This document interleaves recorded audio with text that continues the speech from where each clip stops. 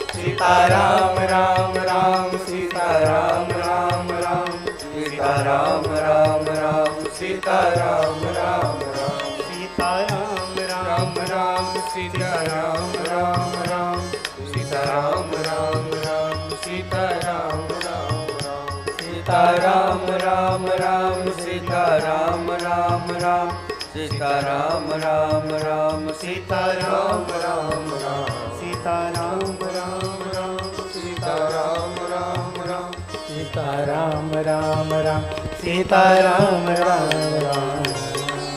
श्री सीतारामचंद्र भगवान की जय। आज के इस कथा सत्र में कथा व्यास श्री उमेशानंद जी महाराज पधारे। आपका स्वागत, अभिनंदन, वंदन। मैं निवेदन कर रहा था कि श्री परशुराम जी महाराज जब पधारे तो सभी लोग भयभीत हो गए। श्री दशरथ जी महाराज ने परशुराम जी को प्रणाम किया और लोग अर्घपाद्य पूजन सामग्री लेकर के श्री परशुराम जी महाराज का पूजन करने के लिए उद्यत हुए, लेकिन परशुराम जी ने किसी की तरफ देखा ही नहीं। वो तो सीधे आए और आकर के श्री राम जी के सामने खड़े हो गए। अब तो दशरथ जी महाराज को और भय हुआ कि कहीं इन्होंने युद्ध का संकेत किया और कुछ ऐसी स्थिति हुई तो आज महान अनिष्ट हो जाएगा।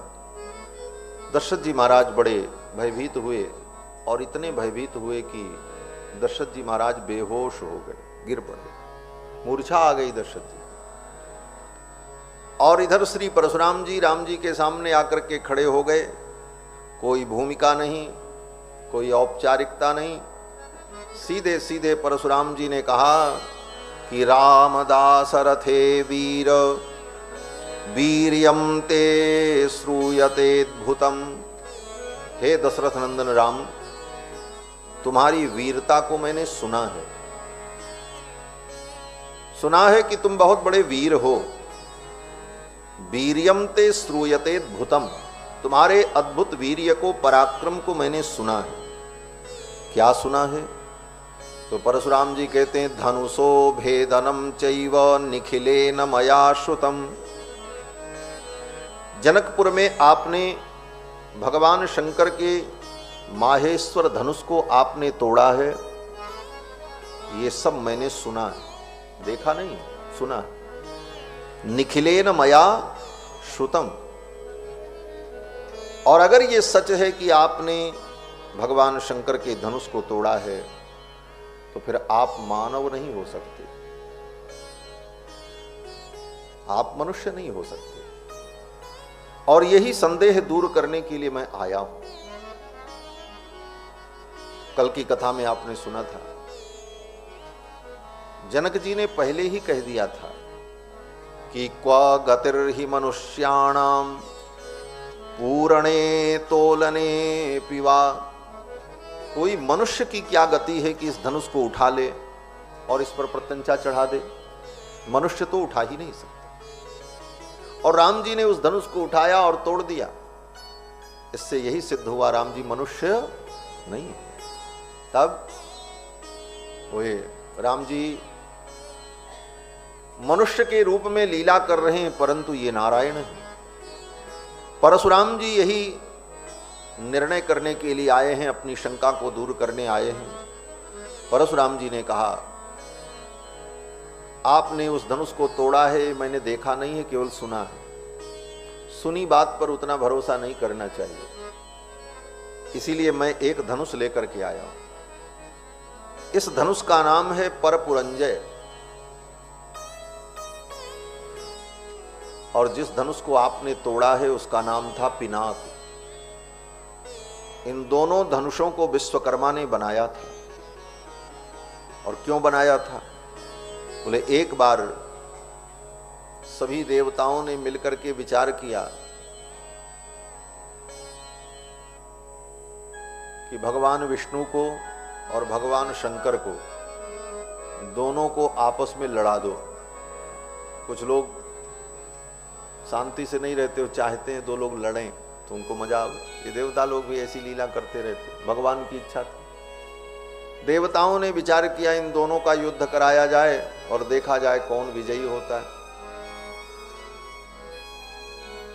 और इसके लिए सुंदर दो धनुष निर्मित हुआ, एक का नाम पिनाक, एक का नाम परपुरंजय। परपुरंजय धनुष वैष्णव धनुष भगवान विष्णु ने लिया, पिनाक भगवान शंकर ने लिया और दोनों में युद्ध हो गया। युद्ध हुआ तो भगवान शंकर भगवान विष्णु के सामने युद्ध में शिथिल पड़ गए और उन्होंने भगवान विष्णु की श्रेष्ठता को स्वीकार कर लिया। तो देवताओं ने घोषणा कर दी, अधिकम में निरे विष्णुम। इस युद्ध में भगवान विष्णु विजयी हुए और सब देवताओं ने उनकी जय जयकार की। युद्ध जब समाप्त हो गया तो भगवान विष्णु को भी बड़ा संकोच लगा कि इन देवताओं के कहने पर मैंने अपने परम प्रिय शिव से युद्ध किया। और भगवान शंकर को भी दुख हुआ कि इन देवताओं के कहने पर मैंने अपने आराध्य से युद्ध किया। तो दोनों ने विचार किया कि ये धनुष, जिस धनुष से युद्ध किया, ये धनुष अगर रहेगा तो बार बार इस घटना का स्मरण दिलाएगा, इसलिए यह धनुष हटा दिया जाए। भगवान शंकर ने वो धनुष पिनाक जनक जी के पूर्वज महाराज देवरात को धरोहर के रूप में दे दिया, बोले ले जाओ। और इधर भगवान विष्णु ने अपने उस परपुरंजय धनुष को ऋचिक महर्षि को दे दिया। ये ऋचिक महर्षि परशुराम जी के बाबा थे, उनको दे दिया। ऋचिक महर्षि से वो धनुष जमदग्नि को प्राप्त हुआ और जमदग्नि से वो धनुष परशुराम जी को प्राप्त हुआ। एक माहेश्वर धनुष, एक वैष्णव धनुष। परशुराम जी ने कहा, माहेश्वर धनुष को आपने तोड़ा है। भगवान शंकर का वो धनुष शंकर जी तो तोड़ नहीं सकते, उसे अगर कोई तोड़ सकता है तो नारायण ही तोड़ सकते हैं, इसका मतलब आप नारायण हैं। लेकिन हमने देखा नहीं है तोड़ते हुए, सुना है। इसीलिए मैं ये धनुष लेकर के आया हूं जो नारायण ने मेरे पूर्वज को धरोहर के रूप में दिया था। इस धनुष पर भी आप प्रत्यंचा चढ़ा दो तो मुझे विश्वास हो जाए कि धरती पर नारायण का अवतार हो चुका है। अब धर्म की रक्षा का दायित्व तो उनके ऊपर है। परशुराम जी ने जब इस प्रकार कहा तो भगवान ने कहा, ठीक है। परशुराम जी वो धनुष राम जी को देने जा रहे थे, तब तक वो धनुष अपने आप ही राम जी के पास चला गया। देत चाप आप ही चली गयो, देत चाप आप ही चली गयो। परशुराम मन विस्मय भयउ, परशुराम मन विस्मय भयो, परशुराम मन विस्मय भयो। वो धनुष अपने आप भगवान श्री राम के पास चला गया। और धनुष ही नहीं गया, परशुराम जी के अंदर जो वैष्णव तेज था, वह वैष्णव तेज भी निकल करके राम जी में समाहित हो गया। क्योंकि भगवान श्री राम भी विष्णु के अवतार है और परशुराम जी भी अवतार है। परशुराम जी 17वें अवतार हैं और राम जी 18वें अवतार हैं। नर देवत्वमापन्न सुर कार्य चिकीर्षया। श्रीमद् भागवत के प्रथम स्कंद में ही श्री सूत जी महाराज भगवान के 24 अवतार का संक्षिप्त वर्णन करते हैं। तो वहां पर सूत जी कहते हैं भगवान का 17वां अवतार, 17वां अवतार वेदव्यास के रूप में और 18वां भगवान राम के रूप, 16वां अवतार भगवान का परशुराम जी के रूप। तो परशुराम जी ने सोचा भगवान का अवतार अगर हो गया है तो ये अवतार भगवान का तो पूर्ण कला के साथ है। पूर्ण कला क्या है? बोले षोडश कलो वही पूर्ण, 16 कला से पूर्ण। लोग कहते हैं राम जी के तो 12 ही कला थी, कृष्ण भगवान 16 कला के। लेकिन राम जी 12 कला के इसलिए कि एक ही काल में इस धरती पर 2 राम जी थे, एक परशुराम, एक दशरथ नंदन राम, और दोनों भगवान के अवतार। तो 4 कलाएं परशुराम जी के पास थी और 12 कला लेकर के राम जी प्रकट हुए। अब वो 4 कला भी राम जी के पास आ जाए तब षोडश कलो वही पूर्ण, 16 कला पूरी हो जाए। तो जब परशुराम जी धनुष देने लगे तो धनुष देते समय परशुराम जी के अंदर जो भगवान की 4 कलाएं थी वो कला भी राम जी के अंदर चली गई। देत चाप आप ही चली गयऊ। और नरसिंह पुराण में तो वेद व्यास जी ने स्पष्ट वर्णन किया है, पश्यताम सर्वभूतानाम तेजो राममुपागमत्। पश्यताम सर्वभूतानाम, सभी लोगों को देखते देखते परशुराम जी के अंदर जो तेज था वो तेज निकल करके राम जी के अंदर चला गया। ततः परशुरामस्य देहात् निर्गत्य वैष्णवम, उनके अंदर जो वैष्णव तेज था वो तेज निकल करके राम जी के अंदर प्रविष्ट हो गया। राम जी ने धनुष को लिया और धनुष पर राम जी ने प्रत्यंचा चढ़ाई, डोरी चढ़ाई, और डोरी चढ़ाने के बाद बाण चढ़ाया और कानों तक खींचा।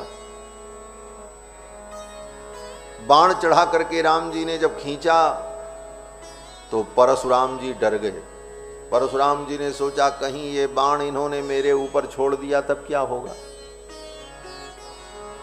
परशुराम जी जब भयभीत होने लगे तो भगवान श्री राम ने कहा, मुनिवर आप भयभीत न हो, ये बाण मैं आपके ऊपर नहीं छोड़ूंगा।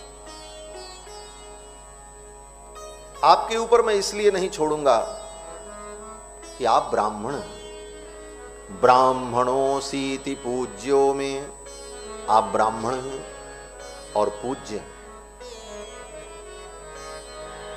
भगवान ब्रह्मण्य देव है। नमो ब्रह्मण्य देवाय गो ब्राह्मण हिताय च जगद्धिताय कृष्णाय गोविंदाय नमो नमः। भगवान का एक नाम है ब्रह्मण्य देव, जो ब्राह्मण को अपना देवता मानते। भगवान ने कहा आप ब्राह्मण हो, आपके ऊपर मैं इस बाण का प्रयोग नहीं करूंगा।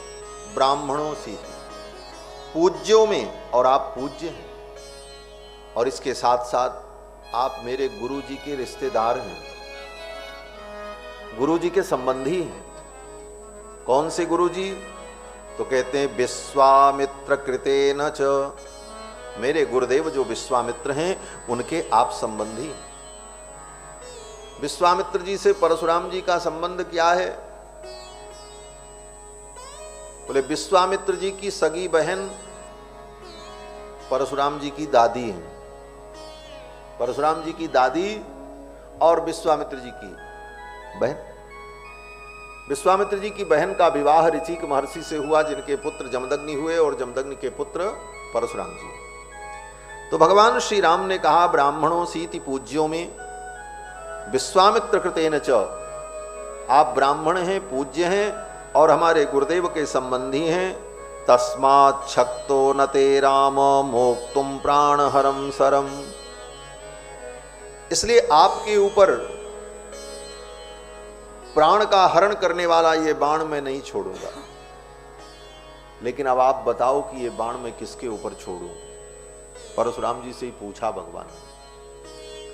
परशुराम जी ने कहा किसी पे मत छोड़ो, ये बाण आप रख लो अपने तूणीर में, उतार लो धनुष से। राम जी मुस्कुराने लगे। राम जी ने कहा मुनिवर ये मेरा बाण अमोघ है, एक बार तूणीर से निकलकर धनुष की प्रत्यंचा पर आ गया तो ये अब लौटेगा नहीं, अब तो चलेगा।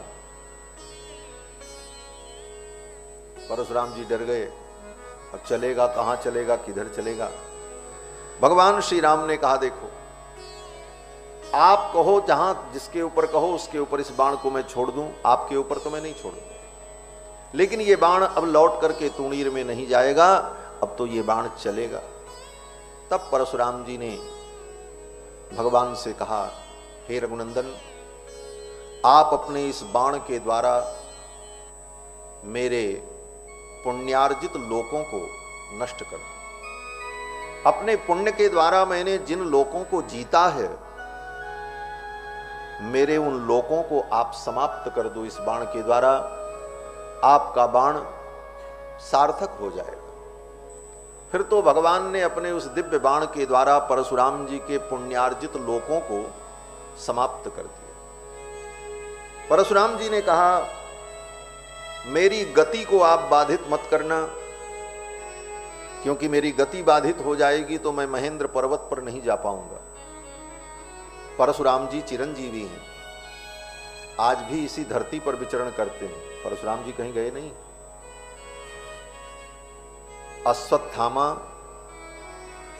राजा बलि, वेदव्यास और श्री हनुमान जी महाराज, श्री विभीषण जी महाराज, श्री कृपाचार्य और श्री परशुराम जी, ये 7 लोग चिरंजीवी हैं, आज भी इसी धरती पर हैं। जो सौभाग्यशाली हैं उनको दर्शन होता है।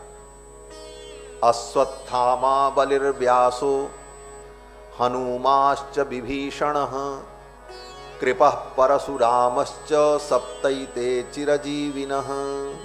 ये 7 चिरंजीवी आज भी हैं। जो पुण्यात्मा हैं उनको इन चिरंजीवियों का दर्शन हो जाता है। भगवान शंकराचार्य जब बद्रिकाश्रम पधारे तो वहां पर भगवान शंकराचार्य को वेदव्यास जी का दर्शन हुआ था इसी कलयुग में।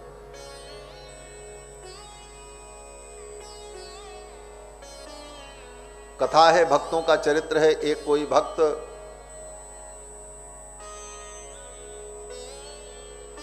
समुद्र की यात्रा कर रहे थे, नाव पलट गई, समुद्र में गिर गए। बाकी लोग तो मर गए, लेकिन समुद्र में विभीषण जी के राक्षस घूम रहे थे। देखा ये तो कोई महात्मा है, तिलक उलक लगाए, और हमारे महाराज भी भक्त हैं, ले चलो इसको अपने महाराज के पास। राक्षस सब उठा ले गए महात्मा को, लंका लेके चले गए। लंका आज भी है, लेकिन ये लंका नहीं जो भारत के नक्शे में नीचे दिखाई पड़ती है, छोटी सी, वो तो सिंघल द्वीप है। असली लंका जो विभीषण की है वो भारत के दक्षिण छोर से 100 योजन की दूरी पर, क्योंकि हनुमान जी ने जब लंका की यात्रा की, समुद्र को पार किया तो 100 योजन समुद्र पार किया था। और 100 योजन का मतलब 1 योजन में 4 कोस होता है, और 1 कोस में 3 किलोमीटर होता है, तो 1 योजन में 12 किलोमीटर, और 100 योजन दूर लंका थी। दक्षिण भारत में भारत की दक्षिण सीमा से 1200 किलोमीटर की दूरी पर समुद्र के मध्य में मायामय नगरी लंका नगरी विभीषण जी महाराज की। तो आज भी विभीषण जी महाराज हैं, वहां के राजा हैं, लेकिन वहां किसी का प्रवेश नहीं। वो राक्षसों की नगरी है, मायामयी है। वो नगरी किसी को दिखाई नहीं देगी, वहां कोई पहुंच भी नहीं पाएगा। उन राक्षसों ने महात्मा को पकड़ लिया, लेकर के गए महाराज।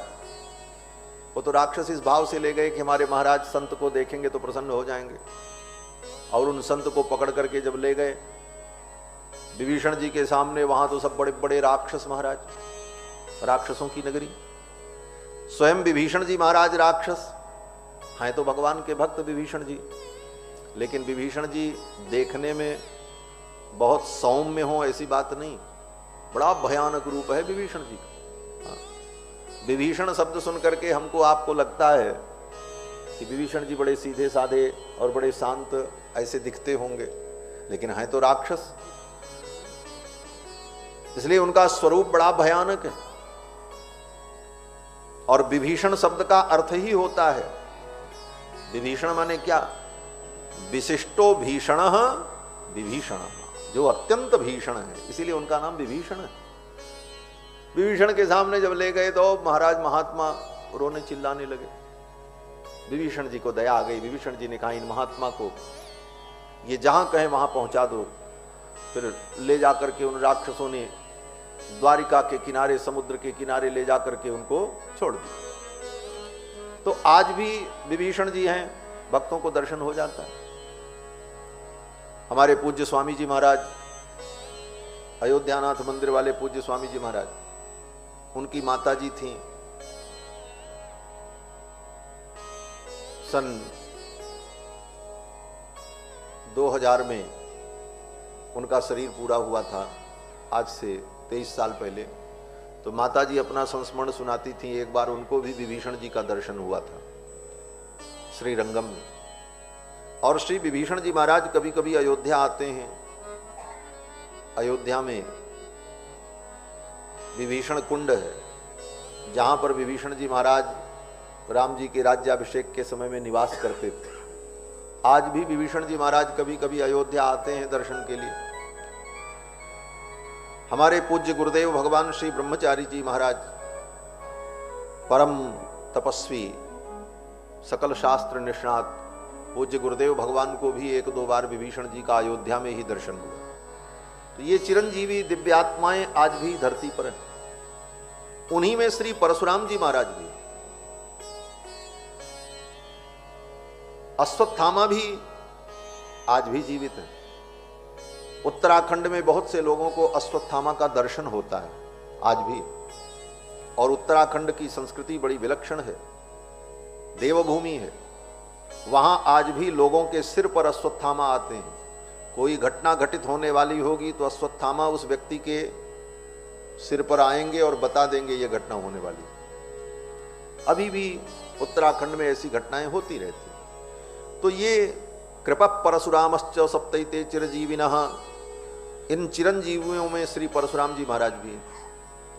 और परशुराम जी ने संपूर्ण धरती को युद्ध में जीतकर, क्षत्रियों से छीनकर उस धरती को महर्षि कश्यप को दान कर दिया था। और जब महर्षि कश्यप को दान कर दिया तो दान दी गई वस्तु का उपभोग नहीं करना चाहिए, नियम है। अगर आपने दान किया है फिर उस दान दी गई वस्तु का आप स्वयं भोग करते हैं तो आपसे बड़ा पापी दुनिया में कोई नहीं हो सकता। उसको कहा जाता है दत्तापहारी, देने के बाद फिर ले लेने वाला। दत्तापहारी न दृश्यते। जब लंका पर विजय हो गई तो विभीषण जी महाराज खूब सोना चांदी आभूषण माला हीरे मोती सब लेकर के आए उपहार देने के लिए।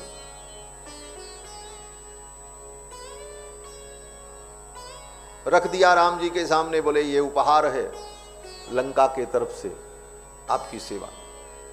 तो भगवान श्री राम देख रहे थे। राम जी ने सोचा ऐसे अवसर पर अगर विभीषण को हम कह दें कि नहीं नहीं मैं तुम्हारा उपहार नहीं लूंगा तो विभीषण जी को दुख हो जाएगा, और अगर मैं लेता हूं तो ये मर्यादा नहीं है। इसलिए भगवान ने युक्ति निकाली और भगवान ने जामवंत जी से कहा, जामवंत जी ये विभीषण जी उपहार लेकर के आए हैं, इसमें देखिए क्या वस्तु लेने योग्य है। जामवंत जी ने देखा, फिर जामवंत जी ने भगवान को ऊपर से नीचे तक ऐसे ऐसे देखा राम जी को। जामवंत जी का मुख भालू का मुख, लंबा मुख, ऐसे खड़े होकर 2 पैर पर ऊपर से नीचे तक निहारा राम जी को। जब 2-3 बार जामवंत जी ने राम जी को निहारा तो राम जी ने कहा, जामवंत जी आप बार बार ऐसे मुझे क्यों देख रहे हैं, हमको कभी देखा नहीं क्या आपने? तो जामवंत जी ने कहा, प्रभु मैंने जो देखा है वो तो किसी ने नहीं देखा। मैंने तो चंद्रमा को तब देखा था जब चंद्रमा में 1 कला होती थी, 16 कला तो बाद में हुई। मैंने इस धरती को तब देखा है जब धरती 1 थी, 7 द्वीप बाद में बने। जामवंत जी ने कहा, मैंने समुद्र को उस समय देखा है जब समुद्र का जल मीठा था, खारा तो बाद में हुआ। लेकिन प्रभु आपके जैसा व्यक्ति मैंने नहीं देखा। राम जी ने कहा, क्यों? जामवंत जी ने कहा, दत्तापहारी न दृश्यते, दे देने के बाद फिर लेने वाला प्राणी दत्तापहारी, ऐसा व्यक्ति मैंने नहीं देखा। भगवान मुस्कुराने लगे, भगवान तो यही सुनना चाहते थे। भगवान ने कहा, जामवंत जी आप ठीक कहते हो। जामवंत जी ने कहा, प्रभु विभीषण को जो कुछ मिला है लंका का साम्राज्य, ये आपने दिया है, और फिर देने के बाद उस दी गई वस्तु में से कुछ ले लेना, ये तो दत्तापहार है, ये धर्म नहीं। इसलिए मैं कैसे कहूं कि इसमें से कौन सी वस्तु आपके योग्य है। भगवान श्री राम ने कहा, जामवंत जी आप ठीक कहते हो। विभीषण जी के मन की शंका भी दूर हो गई। विभीषण जी जो लेकर के आए थे वो दास दासियों को और लोगों को लुटा दिया, राम जी के चरणों में प्रणाम कर लिया। तो दी गई वस्तु का पुनः उपभोग नहीं करना चाहिए। अगर आपने दान, तो अब इस धरती का उपयोग परशुराम जी नहीं कर सकते। इसलिए परशुराम जी आते तो हैं धरती पर, लेकिन दिन में आकर के घूम टहल करके रात्रि में परशुराम जी चले जाते हैं। रात में धरती पर नहीं रुकते परशुराम जी। कहां जाते हैं? बोले महेंद्र पर्वत पर। महेंद्र पर्वत पर उनका निवास है। तो परशुराम जी ने कहा कि मुझे महेंद्र पर्वत जाना होता है, तो मेरी गति अगर बाधित हो जाएगी तो मैं महेंद्र पर्वत पर नहीं जा पाऊंगा और मेरा धर्म नष्ट हो जाएगा, इसलिए मेरी गति को आप बाधित न करें। पुण्य के द्वारा मैंने जिन लोगों को जीता है उन लोगों को आप अपने इस बाण से समाप्त कर दें। राम जी ने परशुराम जी के पुण्यार्जित लोगों को समाप्त कर दिया। ये पुण्यार्जित लोगों को परशुराम जी ने क्यों समाप्त करवाया? तो इसका भी कारण है। पुण्य के बल पर हम लोग जो उत्तम लोक की कामना करते हैं, यह भी जीव के लिए बंधन का कारण बनता है। पाप जितना बंधन का कारण है, पुण्य भी उतना ही बंधन का कारण है। गीता में भगवान श्री कृष्ण कहते हैं कि शुभाशुभ फलैरेवं मोक्षसे कर्म बंधनैः। शुभ अशुभ ये दोनों कर्म बंधन के कारण है। पाप करो तो नरक में जाओ, फिर नरक भोग करके फिर दुनिया में आओ। इसी तरह पुण्य करो तो पुण्य भोगने के लिए स्वर्ग जाओ, और फिर पुण्य भोग करके स्वर्ग से फिर मृत्युलोक में आओ, फिर कर्म करो। बस यही स्वर्ग नरक मृत्युलोक, इतने में ही जीव भटकता रहता है, पाप पुण्य के बंधन के कारण। अंतर केवल इतना है, पाप लोहे की जंजीर है और पुण्य सोने की जंजीर है। लोहे के पिंजड़े में तोते को बंद कर दो फिर भी बंधन ही है, और सोने के पिंजड़े में अगर तोते को बंद किया जाए तब भी बंधन ही है। ऐसा नहीं है कि सोने के पिंजड़े में तोते को रख दो तो वो बंधन महसूस नहीं करेगा, खुश हो जाएगा। बंधन बंधन है। उसी प्रकार ये पुण्य और पाप दोनों बंधन के कारण है। दोनों से जब जीव मुक्त हो जाता है तभी उसे परम शांति की प्राप्ति होती है, तभी वो देह बंधन से मुक्त हो पाता है। और जब तक देह बंधन समाप्त नहीं होगा तब तक उसे मुक्ति की प्राप्ति नहीं हो सकती। श्रीमद् भागवत में वर्णन है, भगवान के वियोग में गोपियों को इतना दुख हुआ कि उनके जन्म जन्मांतर के जो पाप थे वो भस्मसात हो गए, और गोविंद के ध्यान में गोपियों को परमानंद की प्राप्ति हुई। उस आनंद में जन्म जन्मांतर के उनके पुण्य विलीन हो गए। परिणाम क्या हुआ? बोले पुण्य पाप दोनों समाप्त हो गया। श्री सुखदेव जी कहते हैं कि जहुर गुणमयम देहम सद्यः प्रक्षीण बंधनाः। गोपांगनाएं बंधन मुक्त हो गईं, यद्यपि उन्होंने भगवान को भगवान नहीं समझा। यद्यपि गोपियों ने भगवान को केवल देवकी नंदन नंद नंदन ही समझा, यशोदानंदन समझा, लेकिन भगवान का स्मरण करने के कारण उनके चिंतन के कारण गोपियों का कर्म बंधन समाप्त हो गया। जहुर गुणमयम देहम सद्यः प्रक्षीण बंधना, और देह बंधन से मुक्त हो गई। उन गोपियों का शरीर उनके घर में रखा रह गया और आत्म रूप से गोपियां रास मंडल में पहुंच गई। कोई गोपी शरीर से रास मंडल में नहीं गई थी जब रास लीला हुई, भागवत में लिखा है। तो यह दिव्यता, देह बंधन से मुक्ति जो गोपियों को प्राप्त हुई, कर्म बंधन के छूटने पर देह बंधन छूट गया।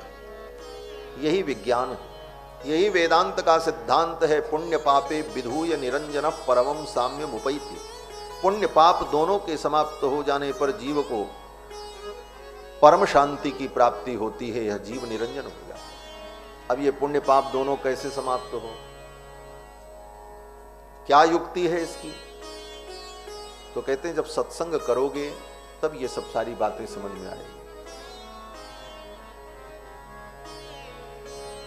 पाप तो आज तक जो पाप किया वो कैसे समाप्त होगा? बोले वो तो भगवान की कृपा से समाप्त होगा। भगवान की शरणागति कर लेने पर भगवान हमारे जन्म जन्मांतर के पाप को नष्ट कर देंगे। जो पहले हो चुके हैं वो पाप, कोटि विप्र बध लागी ही जाहू, आए शरण तजऊ नहीं। अहम त्वा सर्व पापेभ्यो मोक्षयिष्यामि मा शुचः। पिछले पापों को, पाप कर्मों को भगवान समाप्त कर देंगे। और भगवान की शरण में आने के बाद अब आगे हम जानबूझ करके कोई पाप न करें, ये हमारी जिम्मेदारी बनती है। आगे हम पाप करेंगे नहीं, पिछला जो हो चुका है उसका निस्तारण भगवान कर देंगे। इस प्रकार तो पाप मिट जाएगा। अब बचा पुण्य। तो कहते हैं पिछले जो पुण्य है उनका क्या होगा जन्म जन्मांतर में जो हमने पुण्य किया? तो उसके विषय में शास्त्र में कहा गया कि जब कोई जीव भगवान की शरणागति कर लेता है तो भगवान उसके पुण्य को उसके परिजनों के खाते में ट्रांसफर कर देते हैं, क्योंकि उसको पुण्य की जरूरत नहीं है, वो तो कर्म बंधन से मुक्ति चाहता है। तो उसके पुण्य को भगवान उसके परिजनों में बांट देते हैं। और आगे वो जो पुण्य करता है, पाप तो करेगा नहीं, पुण्य तो करेगा ही करेगा। तो पुण्य का बंधन न हो, इससे बचने का उपाय क्या? बोले इससे बचने का उपाय ये है कि पुण्य तो करो लेकिन पुण्य के फल की कामना मत करो। निष्काम कर्मयोग। पुण्य करो, दान करो, यज्ञ करो, तीर्थ में जाओ, लेकिन इन पुण्यों को भगवान को अर्पित कर दो। पुण्य का फल हमें नहीं चाहिए, हम सत्कर्म करें लेकिन सत्कर्म का फल भगवान को अर्पित कर दें। तद ब्रह्मार्पणमस्तु। इसीलिए कोई भी पूजा होती है, अनुष्ठान होता है, तो अंत में आचार्य कहते हैं अनेन यज्ञेन भगवान श्रीमन्नारायण प्रियताम न मम। इस यज्ञ के द्वारा, इस अनुष्ठान के द्वारा भगवान प्रसन्न हो और मुझे कुछ नहीं चाहिए। न मम, ये मेरा नहीं है, इस पुण्य की इच्छा मेरे अंदर नहीं है। इस प्रकार निष्काम भाव से सत्कर्म करते रहना चाहिए। तो निष्काम भाव से सत्कर्म करने पर आगे पुण्य का बंधन नहीं होगा। पिछले पुण्य को भगवान परिजनों में बांट देंगे, पाप भगवान की कृपा से नष्ट हो जाएगा और आगे हम जानबूझ करके कोई पाप करेंगे नहीं। इस जुक्ति के द्वारा जीव कर्म बंधन से मुक्त होता है। इस जुक्ति को अगर जीव ने नहीं समझा तो ये पाप पुण्य का बंधन कभी खत्म होने वाला नहीं। पुनरपि जननम पुनरपि मरणम पुनरपि जननी जठरे शरीर। इसी में जीव भटकता रहता है। परशुराम जी ने कहा पुण्य के द्वारा अर्जित जो मेरे लोक हैं उन लोकों को आप समाप्त कर दो, क्योंकि पुण्य भी बंधन का कारण था। और पुण्य के द्वारा अर्जित जो लोक होते हैं वे भी अलग अलग होते हैं सबके।